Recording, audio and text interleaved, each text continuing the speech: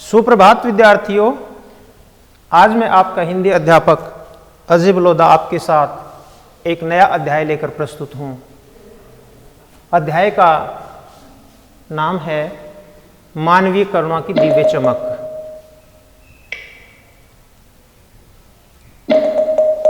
मानवीय करुणा की दिव्य चमक सर्वेश्वर दयाल सक्सेना इस पाठ के लेखक हैं।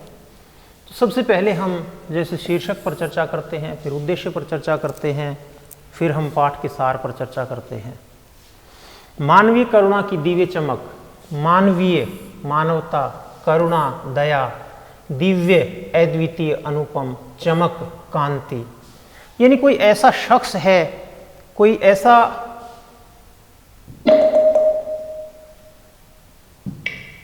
व्यक्ति है जिसके बारे में हम ये बताना चाहते हैं कि वह कैसा है, किस प्रकार का उसका चाल चलन है, किस प्रकार का उनका व्यवहार है।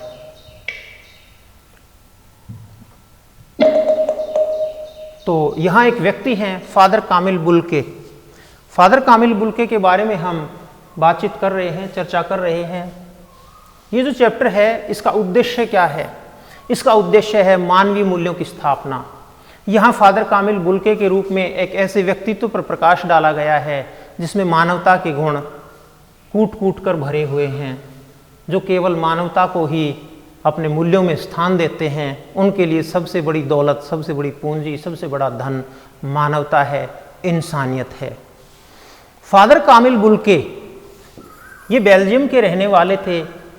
बेल्जियम में रेम्स चैपल के रहने वाले थे।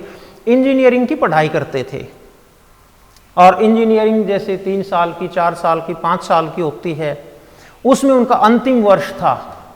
इंजीनियरिंग कर रहे थे, जैसे हर माँ बाप का सपना होता है हमारा बच्चा MBBS डॉक्टर बने, इंजीनियरिंग करे, कोई किसी कॉलेज में प्रोफेसर लगे, समाज सुधारक बने, राजनेता बने। माता पिता की भी इच्छा थी कि हमारा बच्चा इंजीनियरिंग करे। बच्चे ने भी काफ़ी होनहार था, प्रतिभावान था और वे इंजीनियरिंग के अंतिम वर्ष में थे। लेकिन उस समय उनका मन परिवर्तित हो गया और उन्होंने सन्यासी बनने की ठान ली। उन्होंने विचार किया कि मैं सन्यासी बनना चाहता हूँ।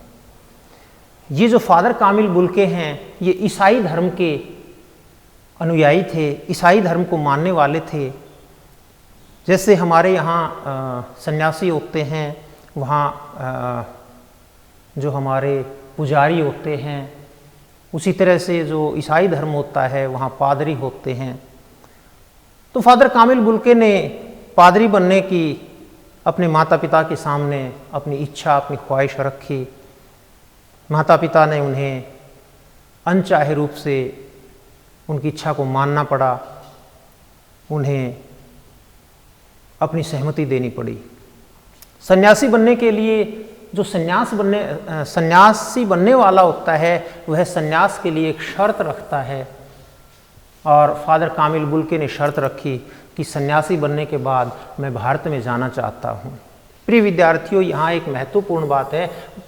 फादर कामिल बुल्के सन्यास ग्रहण करने के बाद भारत में ही क्यों आना चाहते थे? क्या कारण था कि वे भारत में ही आना चाहते थे? शायद उन्होंने भारत की संस्कृति के बारे में, भारत के लोगों के रहन सहन के बारे में, भारत की जो अदम्य एक परंपरा है उस परंपरा के बारे में, यहाँ नैतिक मूल्यों के बारे में जो जानकारी थी उन्हें पता था।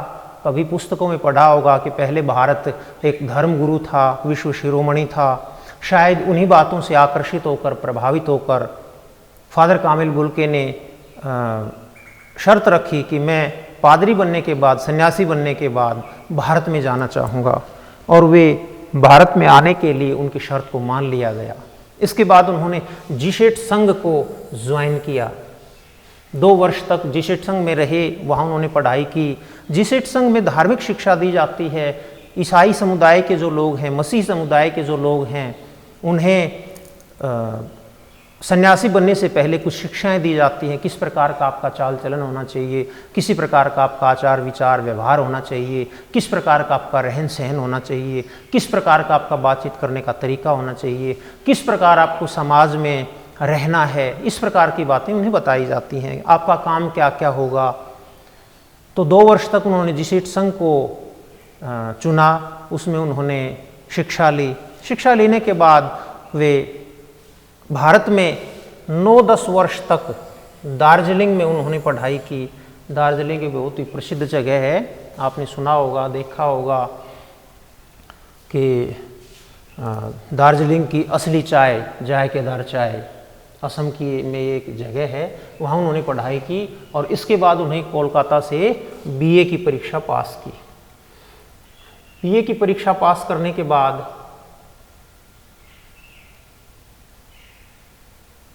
बीए की परीक्षा पास करने के बाद ये इलाहाबाद चले गए। इलाहाबाद में इन्होंने एमए की हिंदी विषय लेकर के इलाहाबाद से उन्होंने एमए की मास्टर की डिग्री प्राप्त की। और धीरेन्द्र वर्मा जो हिंदी विभाग के अध्यक्ष थे, उस वक्त इलाहाबाद विश्वविद्यालय में धीरेन्द्र वर्मा हिंदी विभाग के अध्यक्ष थे, उनकी देखरेख में इन्होंने एमए की परीक्षा पास की।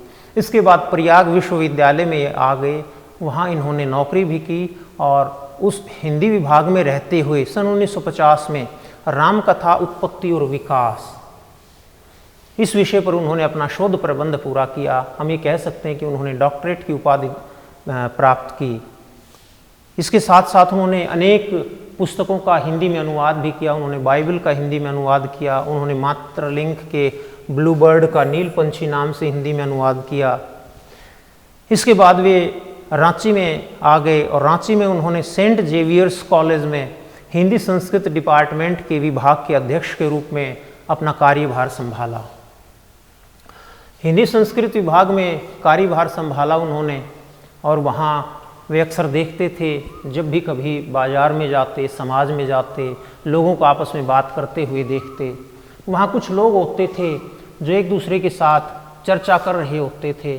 चर्चा में देखते कि लोग हिंदी जानते हैं लेकिन फिर भी अंग्रेजी भाषा में बात कर रहे हैं।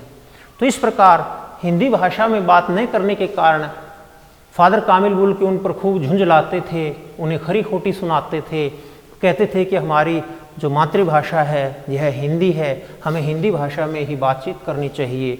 इस प्रकार वे हिंदी का जो स्थिति थी उसे देखकर बहुत दुखी रहते थे। वे भारत में आ गए थे लेकिन वे एक आम सन्यासी की तरह नहीं थे, फिर भी घुलते मिलते रहते थे, लोगों के साथ उनका आना जाना रहता था, उत्सव त्योहारों में आते जाते रहते थे। उनके एक अभिन्न बहुत ही घनिष्ठ मित्र थे रघुवंश। रघुवंश को अपनी माँ की चिट्ठियाँ दिखाते थे, उनकी माँ अक्सर उनके पास चिट्ठियाँ लिखती थी, वे उन चिट्ठियों को पढ़ते थे।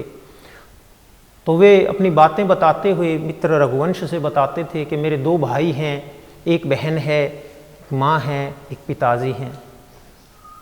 उनमें से एक भाई पादरी बन गया है और दूसरा भाई बिजनेसमैन बन गया है।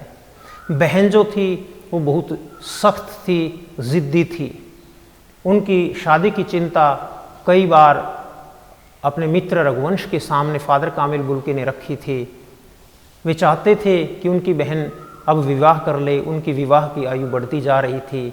वे अपनी जो सबसे ज़्यादा चिंता करते थे, अपनी बहन की चिंता करते थे, इसके बाद अपनी माँ की सबसे ज़्यादा चिंता करते थे।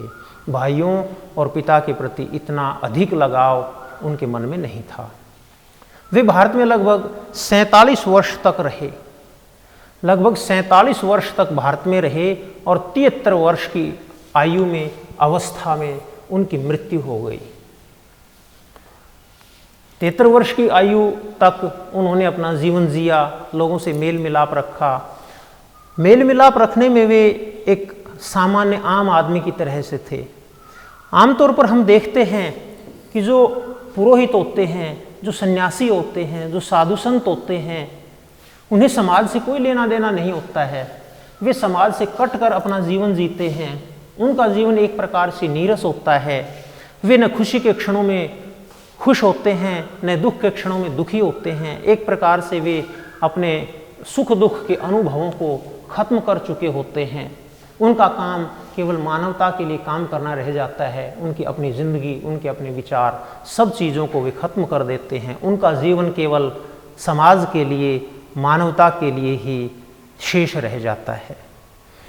फादर कामिल बुल्के भी इसी प्रकार के व्यक्ति थे, लेकिन उन्होंने अपने जीवन को इतना महत्व नहीं दिया, तो उन्होंने समाज को महत्व दिया।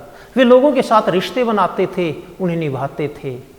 काफ़ी लंबे समय के बाद अगर कोई मिलता तो उन्हें बहुत देरी से मिलने का उलाहना भी देते थे। वे उत्सव या संस्कार पर पुरोहित के समान उपस्थित रहते थे। जिस प्रकार हिंदू धर्म में पंडित होते हैं, बच्चे का जन्म हो जाता है या कोई हवन कराना होता है या शादी विवाह का उत्सव है या कोई और धार्मिक या मांगलिक कार्य हैं, वहाँ हम पंडित को, ब्राह्मण को बुलाते हैं और वे हमारे क्रियाकर्म को संपन्न करते हैं। उसी प्रकार जब भी फादर कामिल बुल्के के मित्रों का, जानने वालों के घर कोई उत्सव होता था, कोई संस्कार होता था, तो फादर कामिल बुल्के आते और एक पुरोहित के समान, एक ब्राह्मण के समान उनके घर में उपस्थित रहते थे। लेखक कहता है कि सर्वेश्वर दयाल सक्सेना कहते हैं कि मेरे घर बेटे ने जन्म लिया था और उस बेटे के मुंह में फादर कामिल बुल्के ने अन्न का पहला दाना डाला था, आज भी उन्हें याद आ रहा है।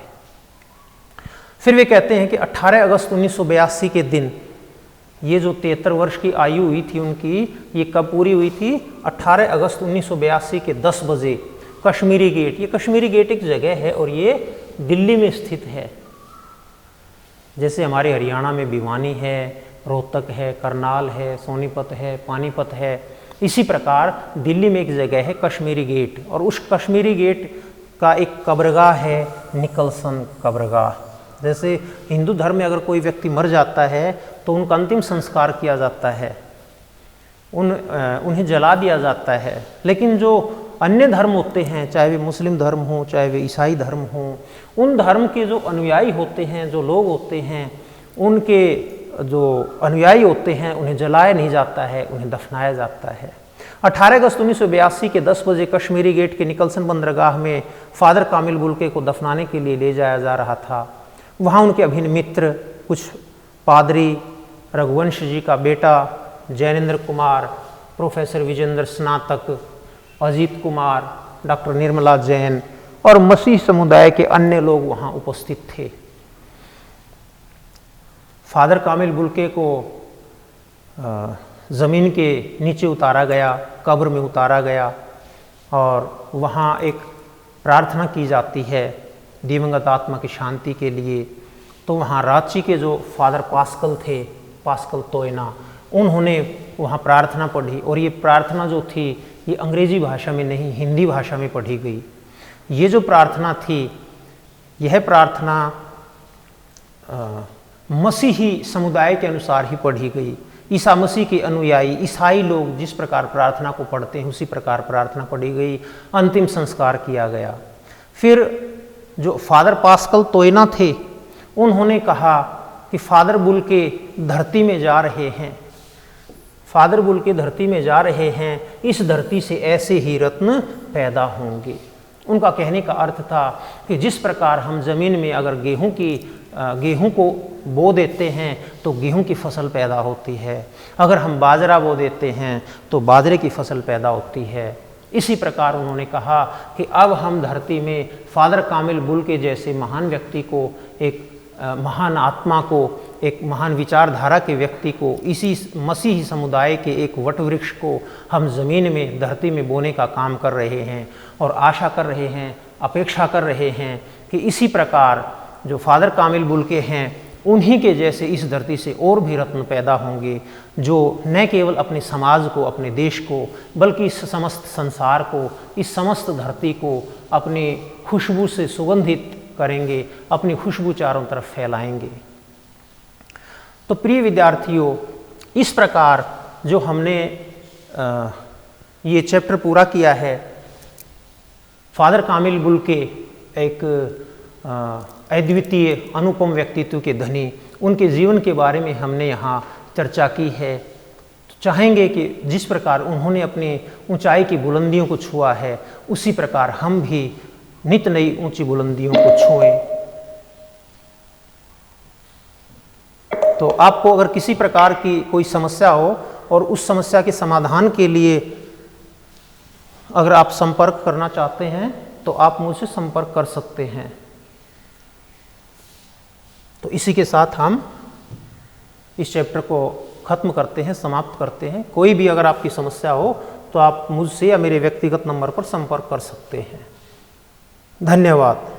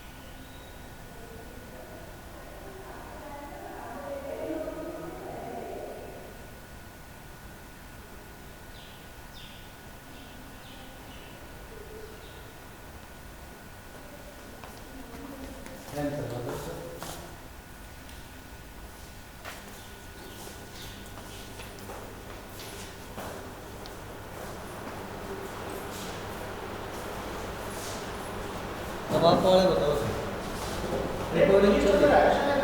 हाँ लो बता दो पहले आप वाली शुरू करो।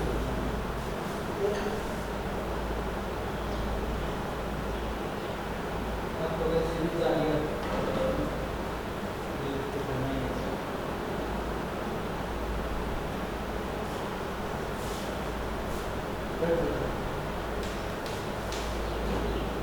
यही चली है ना आपकी रिकॉर्डिंग है? हाँ आपकी रिकॉर्डिंग चल रही थी, इस पे क्लिक किया आपने, यहाँ पे टाइम नहीं आया ना, ये नहीं आया ना, कोई बात नहीं है।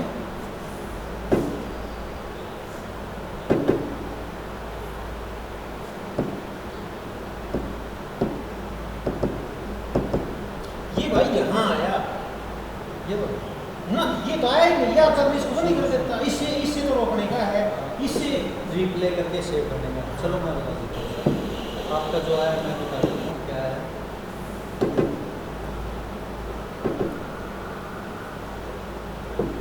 ये भी आया था, ये आ रही थी दोनों चीज़। सबसे पहले आपने यहाँ पे क्लिक किया, हाँ ठीक है, हाँ फिर ये ऑप्शन आया, ठीक, रिकॉर्ड पे क्लिक करेंगे, उसके बाद हमारा स्टार्ट बटन आ जाएगा, रिकॉर्डिंग स्टार्ट करना। आपकी स्टार्ट हुई। एक तो आप ये देखो, जो मैंने बनाई है वो बनी है या नहीं, वो तो देखो।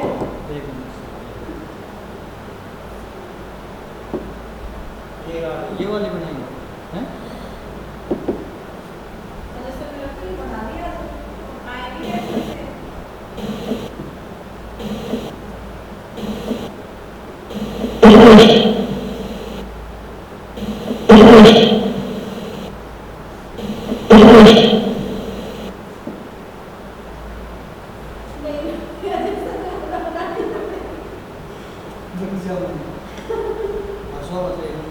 आप तो चला के गए थे, फिर भी क्यों नहीं गए?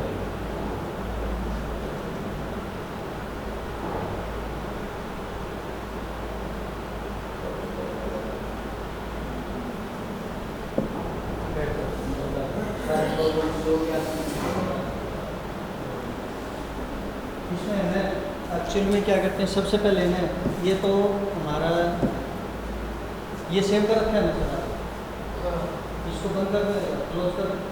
आप कुछ भी करो, ये देखो, ये वो नहीं बनी, मैं कारण बताऊंगा क्यों नहीं बनी। कारण से